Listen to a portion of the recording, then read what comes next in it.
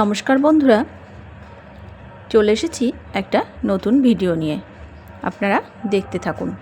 কচু তো অনেক খেয়েছেন, মাছের ঝোল রান্না করে বা কচুর তরকারি রান্না করে বা কচু বাটা করে, যাই হোক অনেক রকমভাবেই কচু কিন্তু খাওয়া যায়। তো কচু কি পোড়া কখনো খেয়েছেন? তাহলে আমার রেসিপিটা আপনারা দেখতে থাকুন। দেখুন আমি কিভাবে কচু পোড়া রান্না করি। কচুর গায়ে ভালো করে কিন্তু তেল মাখিয়ে নিয়েছি। তারপর দেখুন কলার পাতায় ভালো করে তেল মাখিয়ে নিলাম।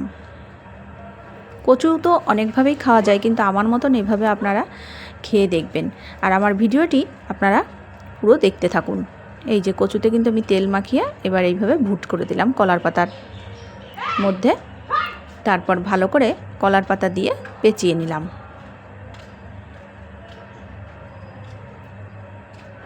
আরও একটা কলার পাতা নিচে দিয়ে দিলাম, দিয়ে এবার আমি একটু বেঁধে নেব।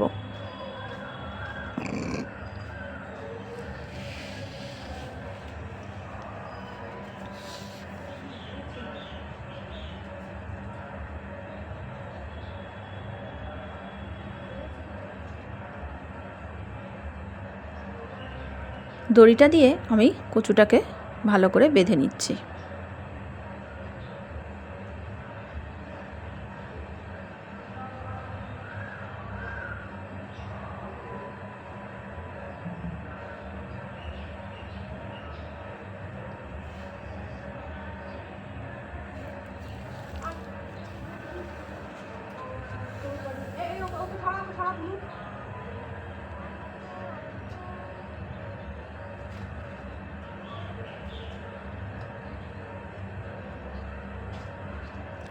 ভালো করে কিন্তু আমি দড়িটা দিয়ে কচুটা আর পাতাটা ভালো করে বেঁধে নেব, যাতে খুলে না যায়।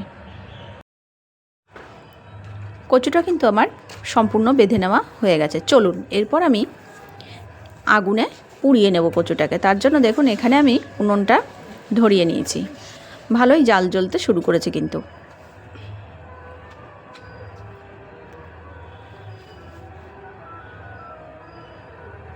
দেখুন বন্ধুরা কত সুন্দর জাল জ্বলছে।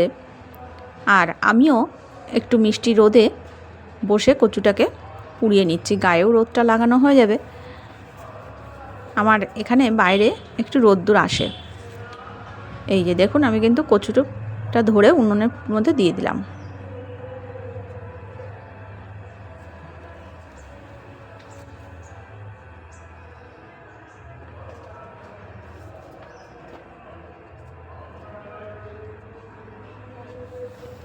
দেখতেই পাচ্ছেন বন্ধুরা, ওই যে কচুটা কিন্তু উঠছে।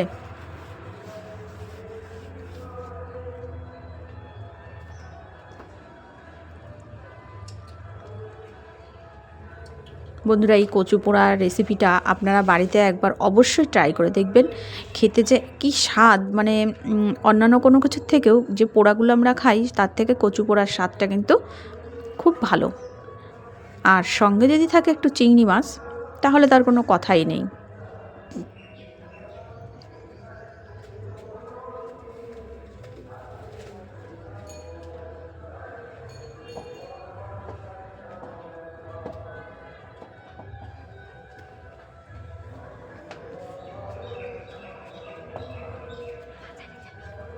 বন্ধুরা ভালো করে কিন্তু কচুটা পোড়াতে হবে।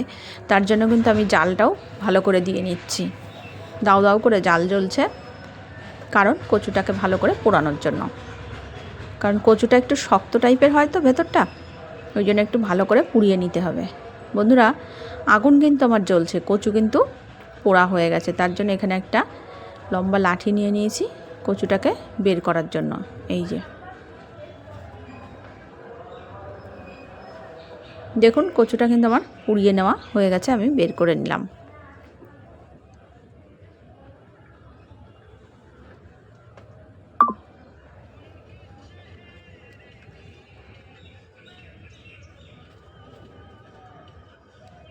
গরম আছে সেই জন্য আমি একটু কাগজের প্লেট থেকে কাগজ ছিঁড়ে নিয়ে কচুটাকে ধরে প্লেটের পরে রেখে দিলাম।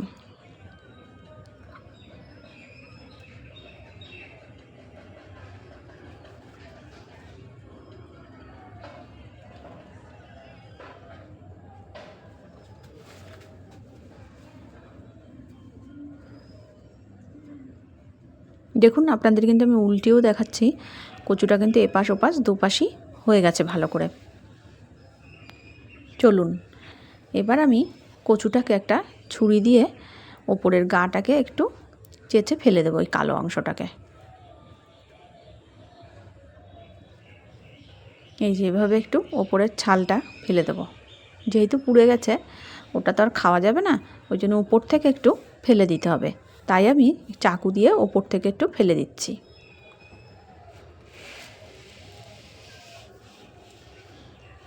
বন্ধুরা আপনারা বাড়িতে এভাবে একবার করে খেয়ে দেখবেন, খেতে কিন্তু ভীষণই টেস্টফুল।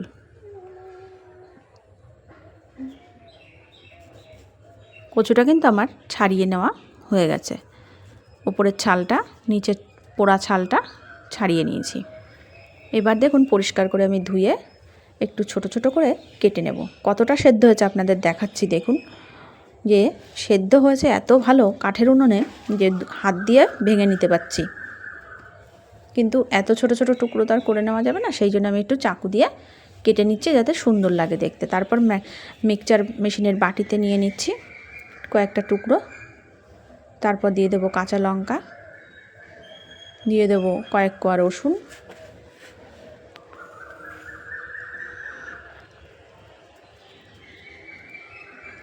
কড়াইতে একটু ভেজে নিচ্ছি কালো জিরে,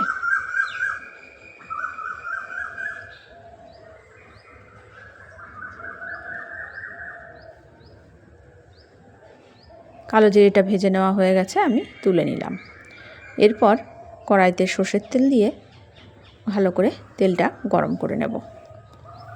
তারপর দেখুন এখানে নিয়ে নিয়েছি চিংড়ি মাছ, কচু বাটার জন্য নিয়েছি চিংড়ি মাছ।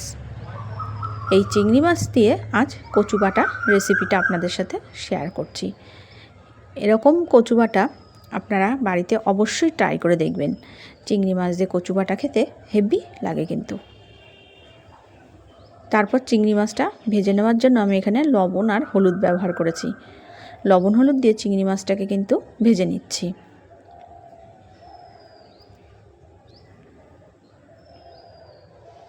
চিংড়ি মাছটা কিন্তু আমি বেশি ভাজবো না, হালকা করে একটু ভেজে নিয়েছি। এরপর আমি শিলে বেটে নেব।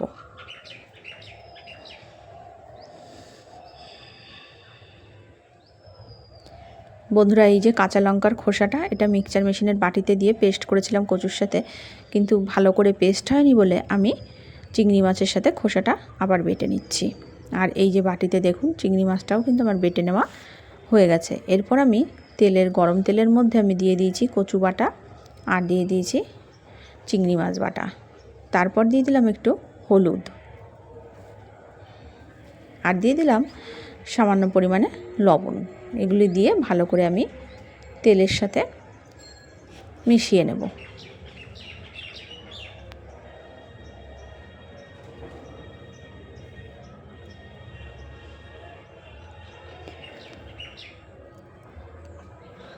কচু বাটাটা কিন্তু আমার রেডি হয়ে গেছে। দেখুন ভাতের সঙ্গে আমি দিয়ে দিয়েছি কচু বাটা, ভাতের পাশেই রেখেছি কচু বাটাটা। দেখুন দেখতে কত সুন্দর লাগছে। আপনারাও বাড়িতে এভাবে বানিয়ে খেয়ে দেখবেন, ভালো লাগলে আমাকে কমেন্টে জানাবেন।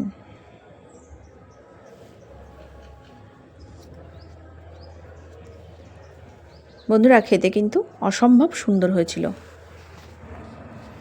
তারপর দেখুন রান্নাটা সেরে আমি চান ধান করে চলে এসেছি পুজোর কাছে। যেহেতু আগের দিন সরস্বতী পুজো ছিল, তো পরের দিন আমি দধিমঙ্গলটা সেরে নিলাম। সেই জন্য আমি এগুলো আগের থেকে সব কিছু একটু গুছিয়ে নিই। আগের ফুল টুলগুলো ছিল পুজো দেওয়ার, সেই ফুল টুলগুলো একটু তুলে সামনেটা পরিষ্কার করে নিলাম। তারপর মায়ের সিংহাসনের উপরেও ফুল টুলগুলো ছিল, এগুলো আমি একটু পরিষ্কার পরিচ্ছন্ন করে গুছিয়ে নিচ্ছি।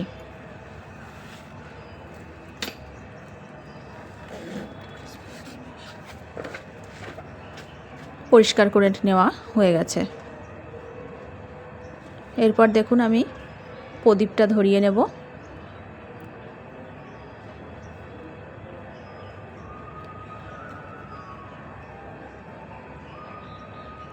তারপর একটা ধূপকাঠিও ধরিয়ে নিলাম, ঠাকুরের চরণে ফুল দিয়ে দিচ্ছি। আর দেখুন ওই দিক থেকে আমার মেয়ে কী করছে দেখুন একটু।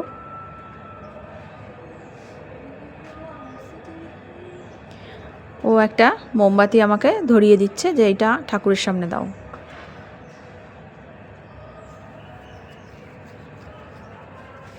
আমি এখানে চিড়েটাকে ভালো করে ধুয়ে একটা কাঁসার থালায় নিয়ে নিলাম।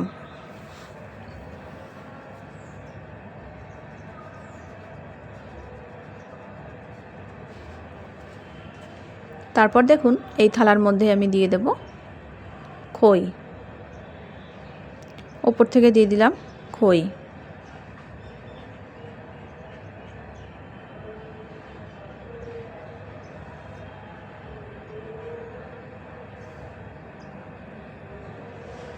এই দইটা পুজোর দিন এনেছিল, এখান থেকে আমি ঠাকুরের জন্য অল্প একটু দিয়েছিলাম, আর বাদবাকিটা আজকে এখানে দিয়ে দেব।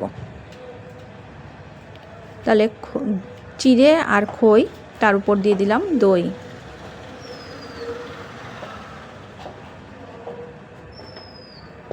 এবার আমি দিয়ে দেব মিষ্টি।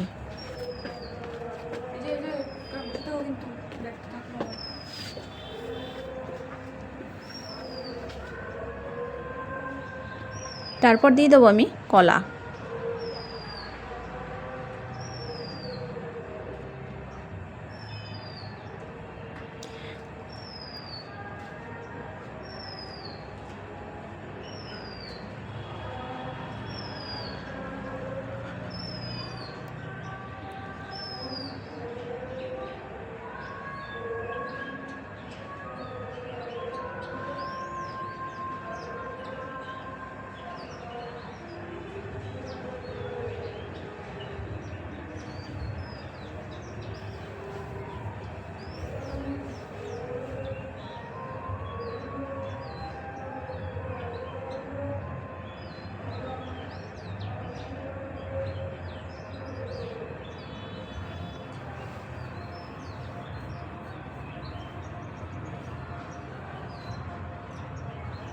তারপর এর উপর থেকে আমি দিয়ে দিলাম বাতাসা।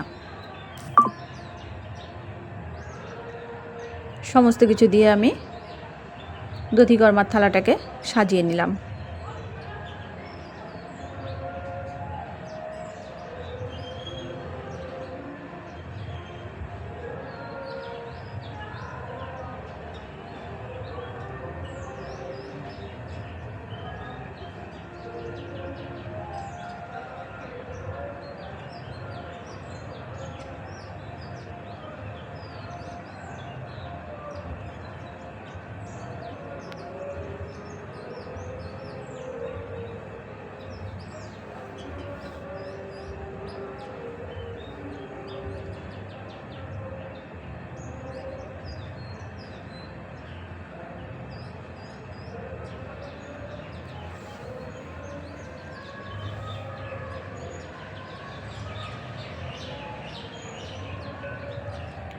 থালা এবং গ্লাসে দিয়ে দিলাম তুলসী পাতা। তুলসী পাতা দিয়ে ঠাকুরের সামনে দিয়ে দিলাম। এরপর আমি একটু গঙ্গা জল ছিটিয়ে নেব।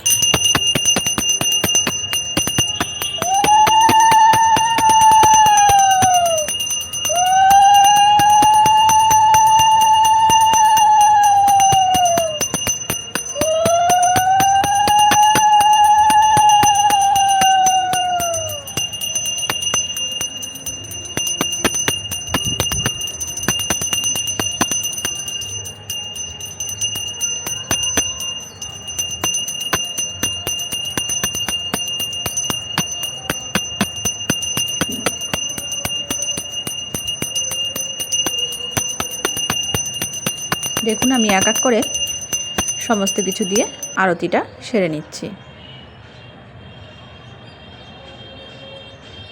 এরপর একটু ধুনুচিটা ধরিয়ে নেব।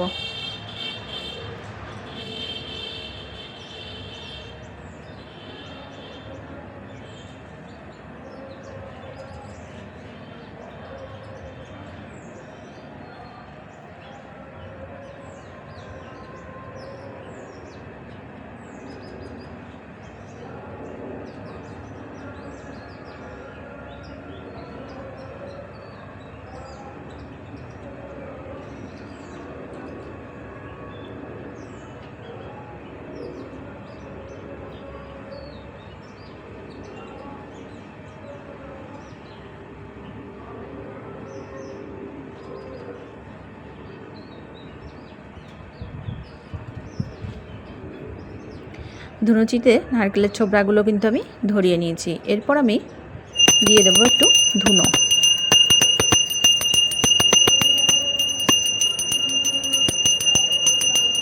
তারপর আমি আরতিটা সেরে নেব।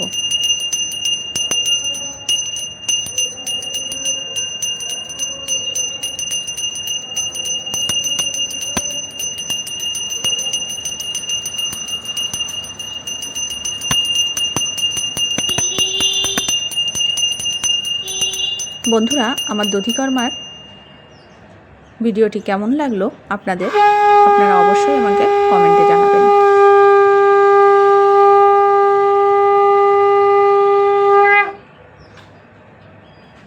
এরপর আমি শঙ্খটা বাজিয়ে নেব।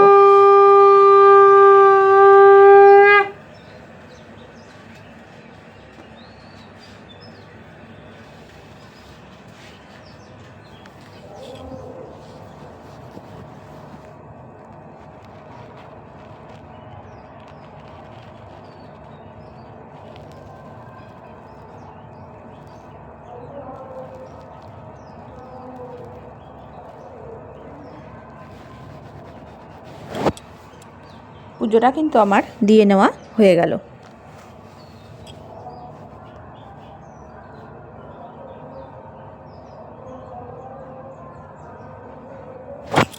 আর আমি কিন্তু প্রতি বছরই এরকমই করি। পুজোর পরের দিন আমি ঠাকুরকে দই খই চিড়ে মুড়ি এগুলি দিয়ে থাকি।